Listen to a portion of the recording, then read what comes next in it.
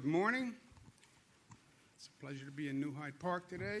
Let me introduce from my far right, Mr. Gareth Rhodes, who's been working with us from the beginning of this COVID crisis. To my immediate right, Secretary to the Governor, Melissa DeRosa. To my left, Mr. Jano Lieber, who is the Chief Development Officer for the Metropolitan Transportation Authority, the MTA. And to his left, Beth Garvey, who is my special counsel. First, I want to thank the Clinton G. Martin Park Community Center for giving us this opportunity to be here today. Let me give you some facts and some briefing material, and then we'll take whatever questions you have. Today is day 177. I know it feels like just yesterday that this started. Not really. Question is, when we get up in the morning, where are we with COVID on day 177, and what kind of progress are we making? And today is a great day. It is, the infection rate today is 0.66.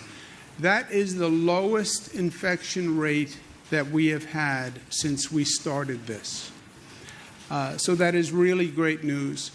And it's not just that the 0.66 as one day is great news. It's consistent with what we have been seeing all along. If you have been looking at our infection rate over the past couple of weeks, it has been below 1%. So it's not an anomaly, the 0.66. It's basically tracking what has been going on, which is we've been doing a great job keeping control of this virus. Congratulations to the people of New York. It wasn't rocket science. It just took the nation a long time to understand that we're dealing with a virus. It's a question of science, not politics. You can manage a virus, but you have to understand what you're dealing with. It's a virus. It's a function of medicine and science and biology, and you have to treat it that way. We made a mistake early on. We made a lot of mistakes early on. With this European virus. I call it the European virus. Some people call it the China virus. The virus did not come to New York from China. The federal government missed that. The virus came to New York from Europe. That's why it's the European virus. That's why if somebody knew what they were talking about, they would call it the European virus. When they say the China virus, which some people refer to it as, it actually makes the point of the mistake that the federal government made. They believed the virus was still in China. The virus was not in China. The virus had left China and gone to Europe and had come here from Europe, and they never knew that the virus left China. And that's why New York was ambushed. But we then had an issue in this country where we treated this as a political issue as opposed to a medical issue, as opposed to a public health issue. And that caused the virus to raise out of control in other parts of the country. That's not what happened in New York. New York was a pure ambush because we didn't know it was coming from Europe. But in New York, after the ambush, we treated it seriously, and we made a difference. The other numbers, 482 hospitalizations, 122 ICU patients, 54 intubations. The number of lives lost is 7 yesterday, and they and their families are in our thoughts and prayers. The 3-day rolling average is 5. If you look across the state, the numbers are good all across the state, with one exception, but you see Long Island over the past few days, 0.8, 0.7, 0.7, 0.8. Today, from yesterday, 0.6. It's true all across the New York City boroughs. Western New York, we have a caution flag, and we're focusing on it and trying to understand exactly what has happened, is happening. The number of positive tests is somewhat escalated. Not a cause for serious concern, but it is a caution flag, and we're looking at it. There have been several clusters in Western New York. There was a steel plant in Erie County a food processing factory, 2 nursing homes, people coming in for hospital procedures. A number of them have tested positive. There's seasonal labor forces that come in for farms.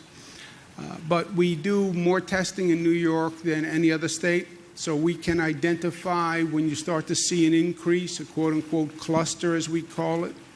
That's very important, so you can then attack that cluster, and you can stop the spread at that cluster.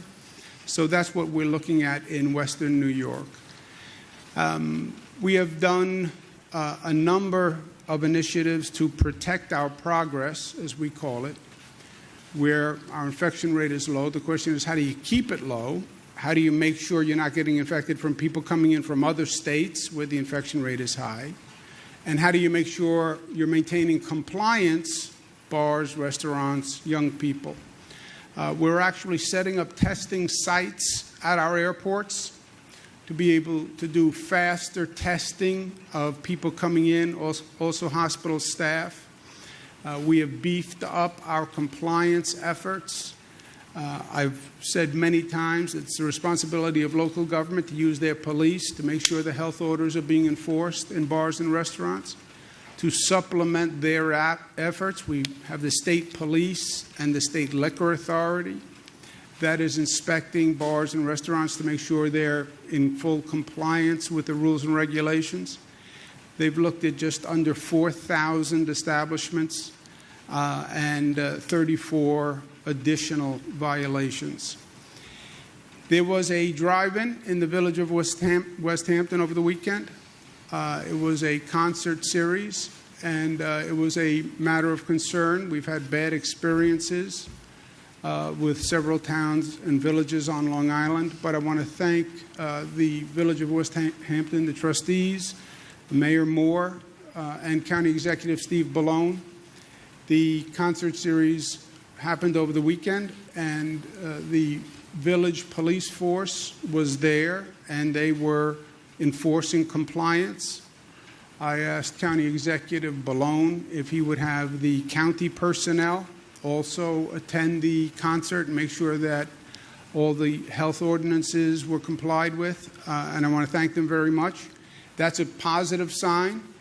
You can do these types of events, but people have to comply, right? The event is safe and prudent if people comply. The problem becomes when you stage the event, you host the event, and people don't comply, and the local authorities aren't prepared to deal with it. We've seen that in Southampton. That's not the case in what happened at West Hampton. The exact opposite happened. So I want to thank them very much. The MTA had one of the really extraordinary challenges of all time when you think about it. The MTA had to continue their service all through COVID because the MTA was the way that the essential workers get to work. You know, the quote-unquote essential workers who are the heroes of this COVID situation, they are middle-class, hard-working New York families. They rely on public transportation to get to work. So we had to keep the subways, the Long Island Railroad, Metro North running all through COVID, all through the toughest times of COVID. And they did that, the MTA. We then had to find a way to disinfect the trains. I mean, just think of that concept for a second. Disinfect the trains. We've been fighting for decades to get trains clean, right? And train stations clean and subway stations clean. Clean of refuse, clean of garbage, etc. Nobody ever talked about disinfecting an entire public transit system. Nobody ever talked about disinfecting a transit system in the middle of a COVID crisis. But they did that. Phil Lang is here from the Long Island Railroad. And God bless what they did, because it was really extraordinary. And buses, trains, disinfected. So thank you very much, Phil, for everything. It was really a masterful feat. 150,000 stations cleaned, 2.5 million cleanings of subway cars and commuter rail. So it's really been fantastic. And it was our responsibility to make sure the essential workers could get to work and could get to work safely, right? We as a society asked them to show up every day so that people could stay home and stay safe. You needed the essential workers to go to work, and they did. And our obligation was to make sure they were safe, or as safe as they could be. And the MTA doing what it did is part of that. It's not that the MTA slowed down during the COVID crisis. They actually used the opportunity to accelerate. What's the silver lining to less traffic and lower ridership? A lot of negatives. What's the silver lining? Well, if there's less ridership and there's less traffic, maybe you can accelerate construction because you're inconveniencing fewer motorists and fewer riders. That's exactly what the MTA did. They completed the L train tunnel under budget, 6 months ahead of schedule. And that was predicted to be one of the great construction complexities of all time. And again, they used this period to actually get more done than they would have normally gotten done. We just cut a ribbon at an LIRR grade crossing and opened the New Hyde Park Road grade crossing. First, this is opened 2 months ahead of schedule. It was supposed to take 9 months to give birth. It was 7 months to give birth. This is a project that I know from when I was just starting to drive, and this was a traffic nightmare for decades. And it was one of those situations that you would just say as you were going through it, why don't they fix this, right? Why do you have traffic backing up? 40% of the time, the train would be passing, so the arms would come down, you would stop traffic. Why? Why back up traffic? Why damage the environment? Why burn all that extra gasoline? Why don't they do something? Well, they were right, and of course, it's always easier said than done, but Jano Lieber, Mark Roche, and his group pulled it off. They got it done fast. They got it done on budget, which normally just being on time and on budget is a great success for government. To have a government project come in early, that's like unheard of, right? Sounds like the beginning of a bad joke. But they did it, and it was a pleasure for me to see. This is a picture of what it was like before, like so many other grade crossings. And this is it afterwards. So well done again to Jano and his whole team. This project is part of a larger project that's called the Third Track Project, which is a multi-billion-dollar project that's going to make a significant difference for the Long Island Railroad. And this is the latest milestone. The third track overall is about 10 miles. It'll be finished in 2022. We're at the halfway point, and the project is on time and it's on budget. So again, I want to thank the MTA because they're doing their part and then some.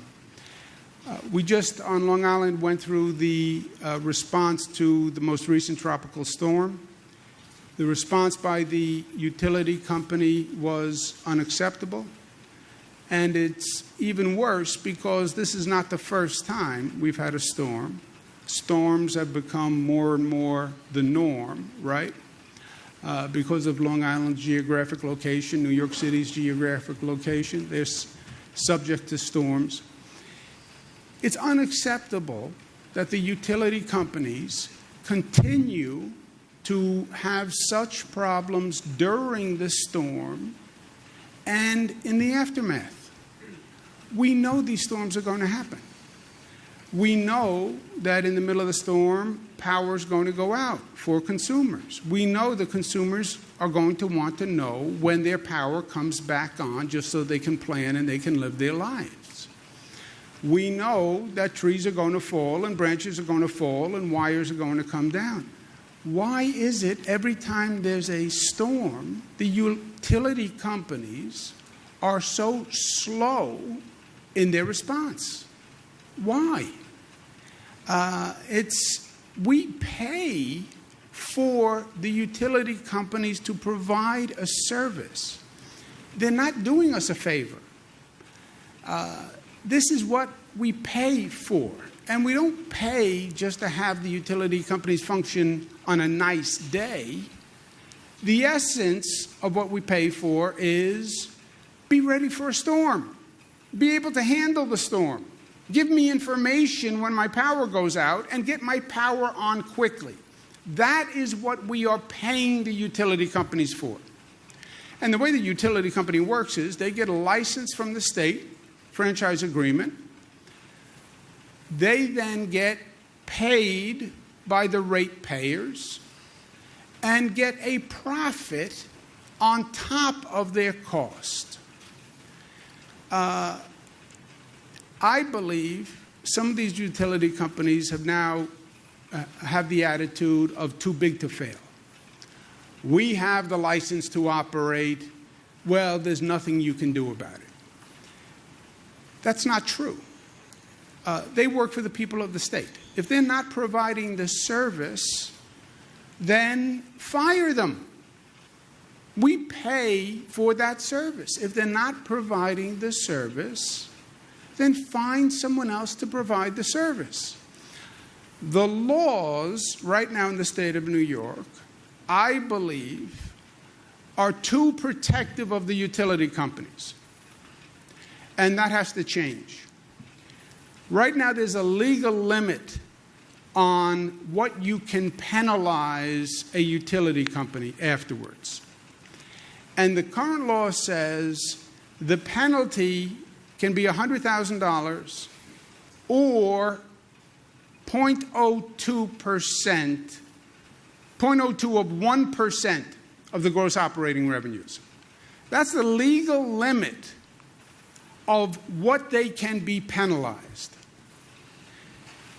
If that's the limit, compared to the money they're making, this is de minimis. They're just paying penalties, basically as a cost of doing business. I'll give you a silly analogy. There's a delivery company that operates in the state, that operates many trucks all across the state. The delivery trucks routinely park where they're not supposed to park. And they get parking tickets. But they keep doing it. The delivery company just pays the parking tickets as a cost of doing business. They'll pay the $20, $30 for the parking ticket as a cost of doing business.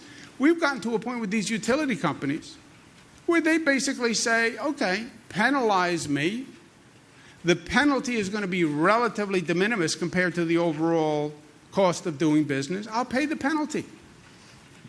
We have to change the law, change the amount of the penalties so the penalty is actually a penalty. Look at the word, penalty. It has to be a penalty that will change your behavior because it is significant. Saying $100,000 per incident to these companies is not significant. Their cost of repair, their cost of the modification is much more than they would pay in a penalty. That has to change. Second, we have to have a faster process of revoking their franchise. They have to know that they can lose their operating certificate, and it's not going to take years to do, and we're not going to wind up in the courts. We can do it, and we can do it quickly. And there has to be a mandatory communication system that operates during a storm. People are reasonable. Yes, there was a storm, my power went out. I got it. I need to know when it comes back. I have children in the house. I need to know if I should stay in my house. If I should leave, if it's 1 day, 2 hours, 1 week, I need that information. And they have to provide that information. This is going to require a change to the law. I've heard many legislators about how they're upset. If you're upset, do something about it. Change the law. That's what we need you to do. Take the upset, take the emotion, and make change. Pass a new law and do it right away.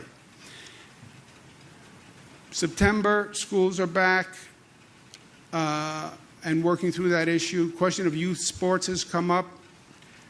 The state has done a lot of research on youth sports, and the guidance we've come up with is this: what's called lower risk sports, tennis, soccer, cross country, field hockey, swimming, in all regions of the state can practice and play starting September 21. So schools will be coming back. There'll be a little bit of a period to gauge what's happening, and September 21 they can start to practice and play all across the state. There is guidance posted by the Department of Health on just how they should do it, but there'll be no travel, practice, or play permitted outside of the school's region. So a school can play in their region, they can play with a contiguous region or county, but nothing outside of that until October 19th. Again, we're doing this in phases. We want to see what the effect is. We want to see how it works. Schools opening in general is a big question mark. What could the effect be? The fall is a big question mark. Many of the experts are suggesting there may be a second wave or a recurrence, so phasing it will allow us to watch it. The quote-unquote higher risk sports where there's full physical contact, like politics, tackle football, wrestling, rugby, ice hockey, may continue to practice, but they're not authorized to play at this point.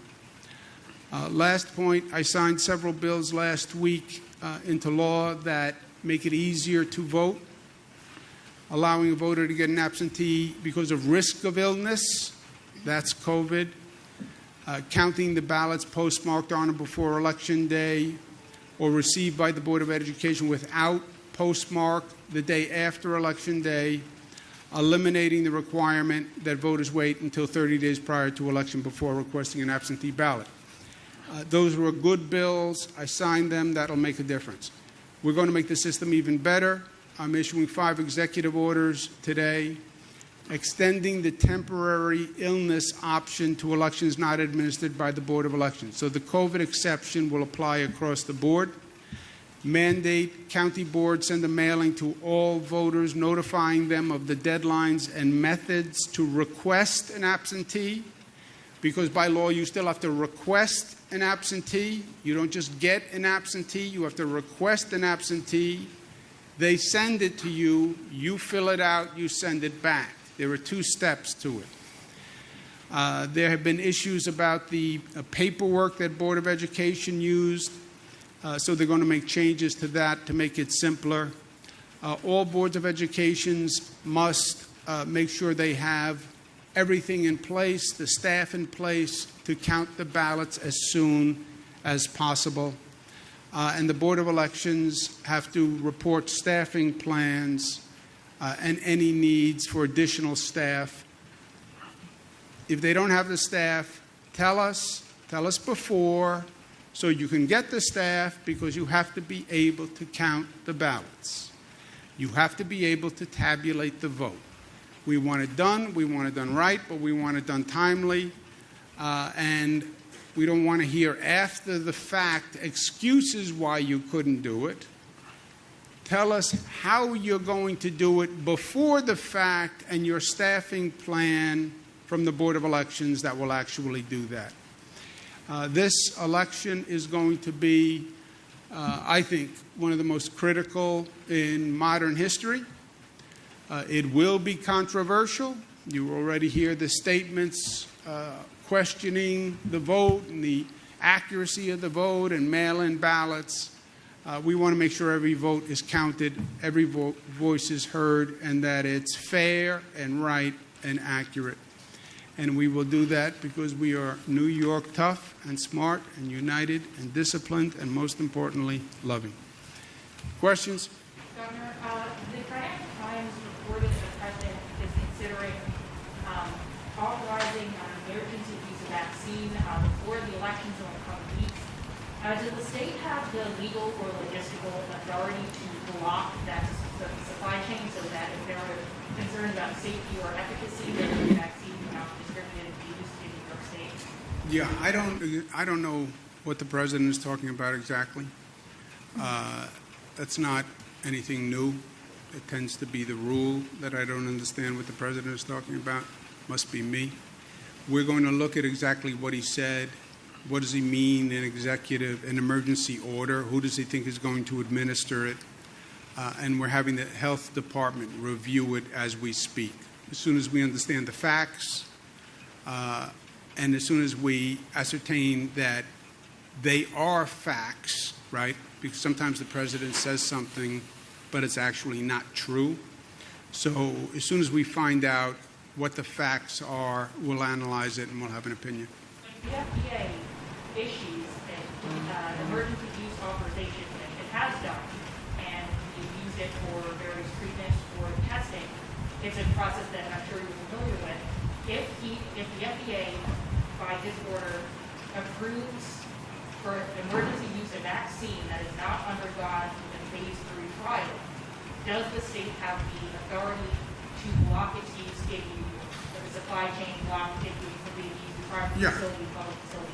No, I understand the question. The question is, can the Department of Health, in essence, overrule an FDA approval? That is a legal question that we are looking at. Part of it depends on the apparent efficacy of the vaccine, right?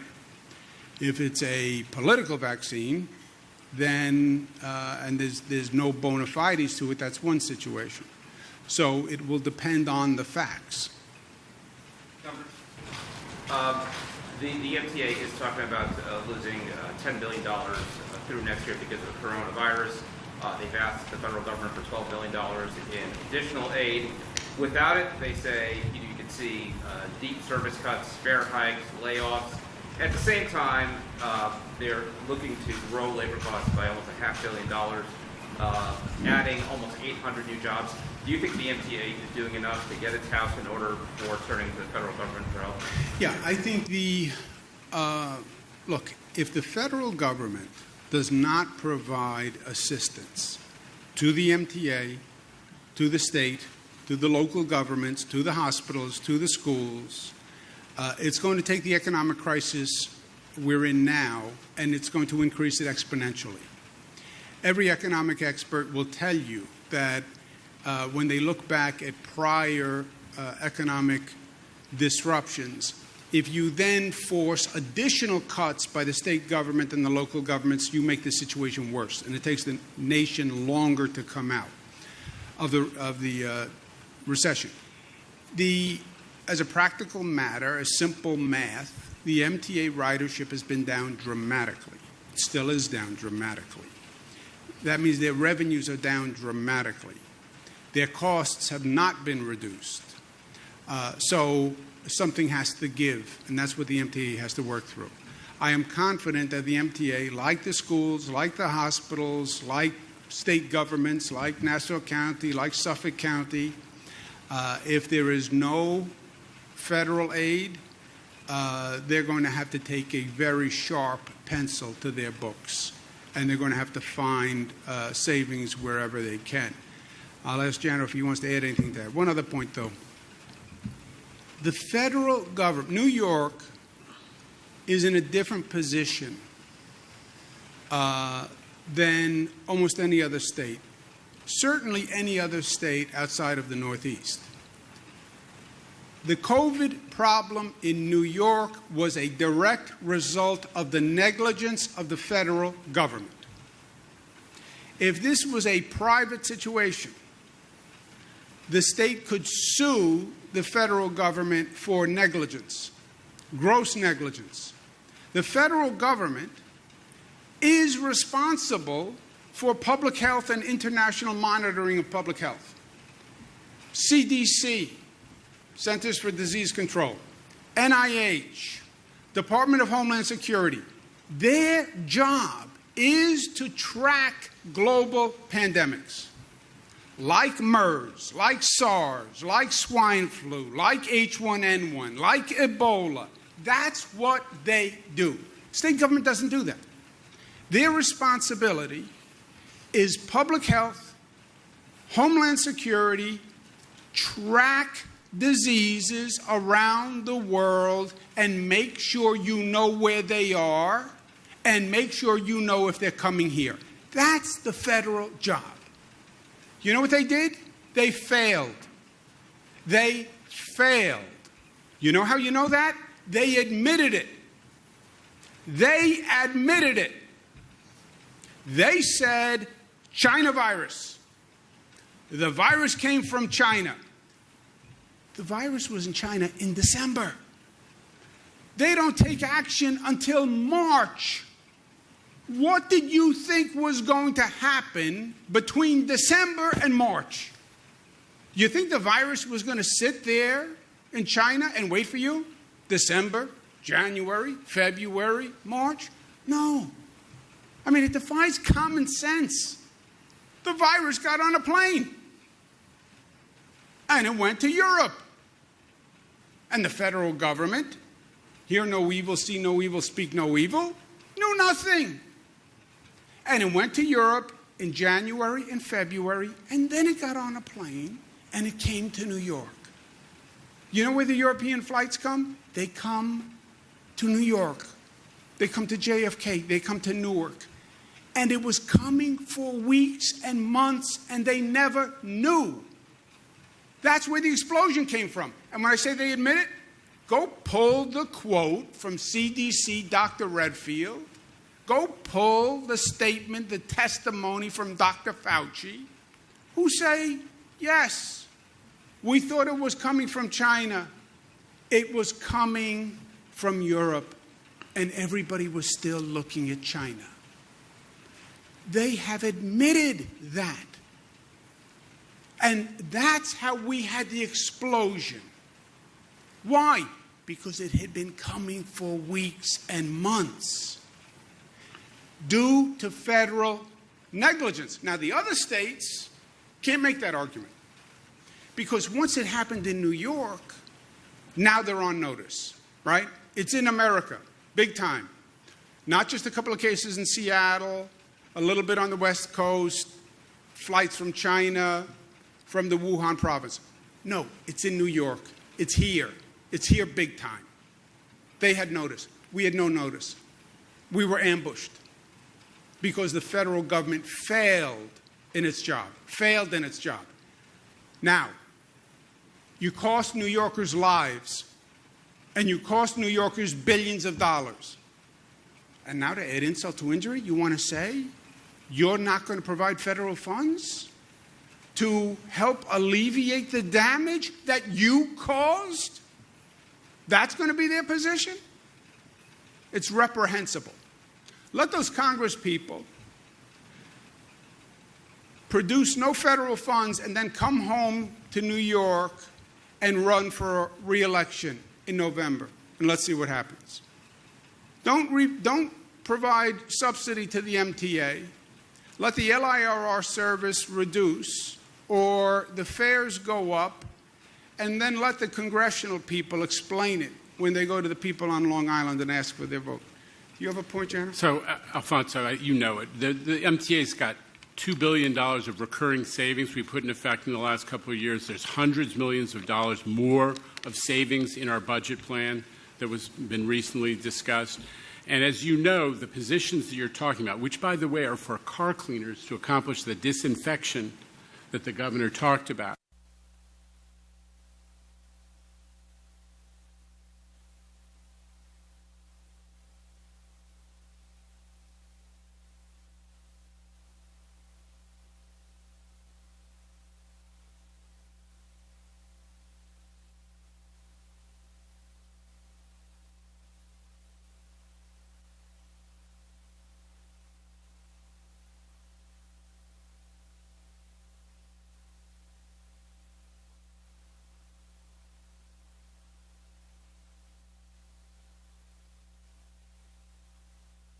responsibility.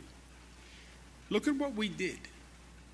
I got before a microphone like this, and I said day after day after day, COVID is very dangerous. It can cost you your life. We have to close schools, close businesses. You have to wear a mask. You have to take this seriously. It's very dangerous.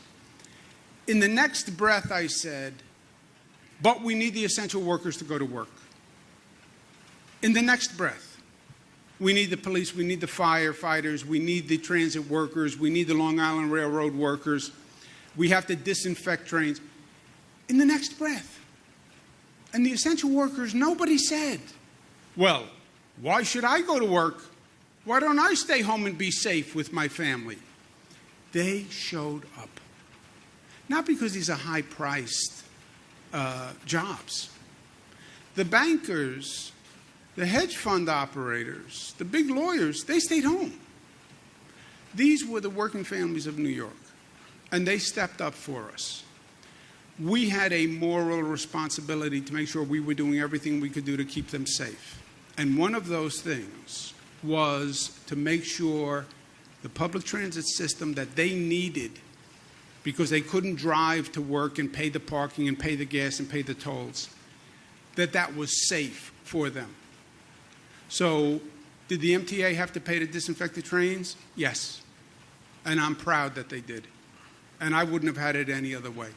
Because if you're going to ask essential workers, please put your life at risk, put your family's life at risk, that you could bring home the virus, to keep other New Yorkers safe, we have a moral responsibility to make sure we were doing everything we could to keep them safe.